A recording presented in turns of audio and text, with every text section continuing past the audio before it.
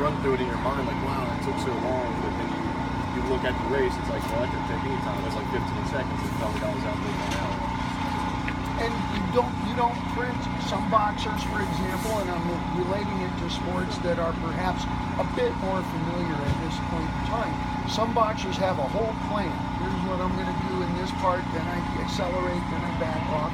Others go in for that, no mind. They're going to depend on automatic pilot. That automatic pilot only comes from thousands of hours. Was it thousands of hours before you were able to go out and enjoy yourself? Yeah, my father's been doing it for 35 years, so I grew up around monster He's trucks. been what, enjoying himself or trying to pay the rent? I think a little bit of both, to be honest with you. You know, just being around it and seeing all these great drivers all my life, and I just kind of put together my own skill set and went out there. But you never stop learning how to drive. Every time you go out there, you're always learning something new about the truck and about your ability yourself.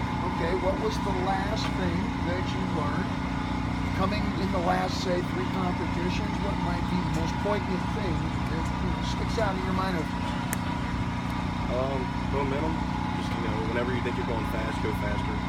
So or just knowing the edge of the truck, knowing what the limitation is of the truck. Like last weekend, I went to the final racing round with Adam and Gravedigger, and we were pretty much neck and neck, and I came too hot into the turn, going too fast, and it caught an edge and tipped up on 2 wheels. And, you know, you learn from that. You got to be more ready for something like that now. You make it sound like flying, so you actually feeling in the seat of your pants where that truck is, and you're guiding. I know every inch of this truck, where it's at on the racetrack, you know, how wide it is. You got to remember, you're driving something that's 12 feet wide.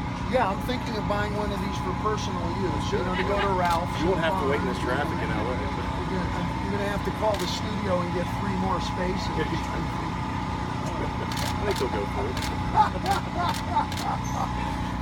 Let me ask you this.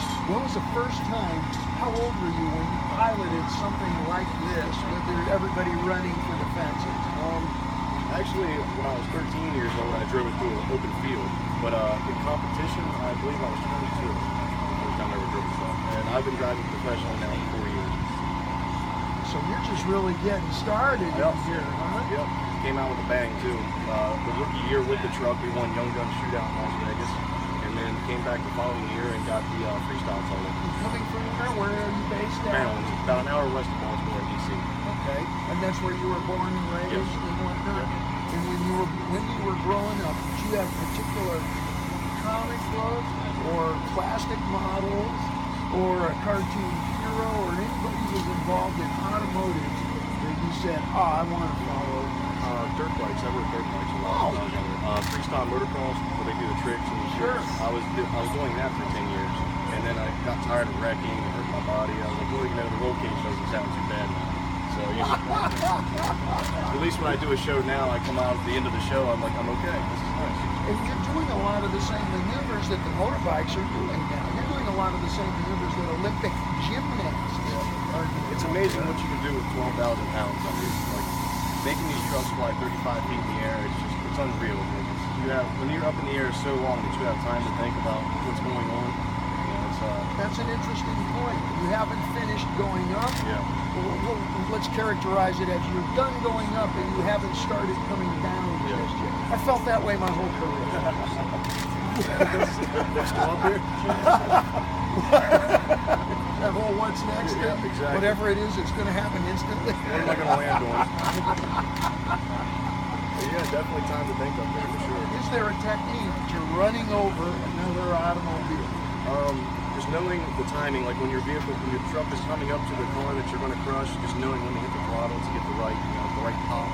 It's not just, holding a steady throttle and hitting the car. It's like a blah, blah, blah, blah. You know what I mean? Okay, so you're pulsing.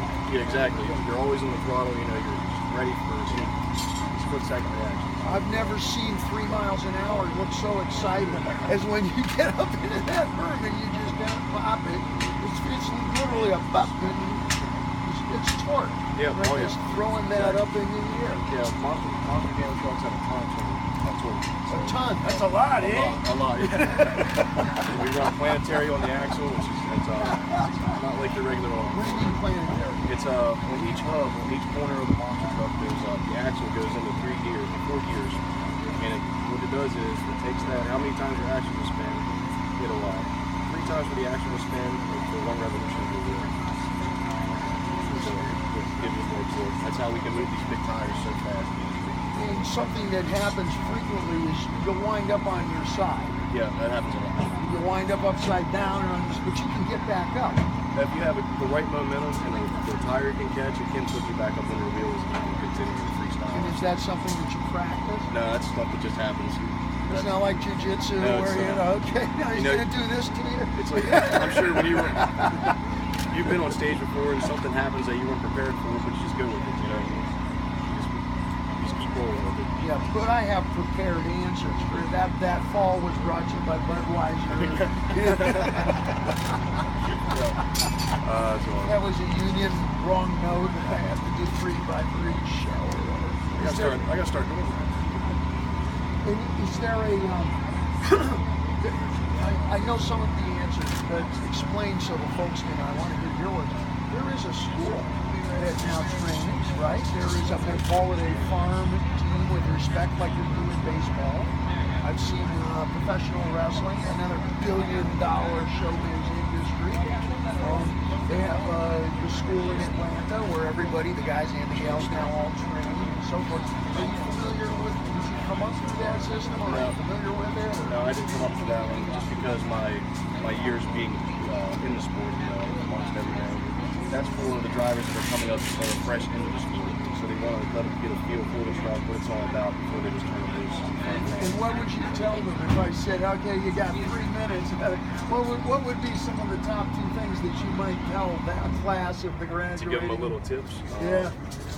Just turn your mind off. Don't think about it too much, and just you know, use it like we talked about earlier. Use the seat of your pants while you're driving. You'll know naturally what's right. Turn your mind off. That works for the rhythm section. Yeah. But it's an interesting scenario when somebody asks somebody who's been ahead a little bit, what can you recommend? One thing I recommend to everybody is listen to as much music as you possibly can of all kinds, all the time. Because there's going to come a time that you're not doing this.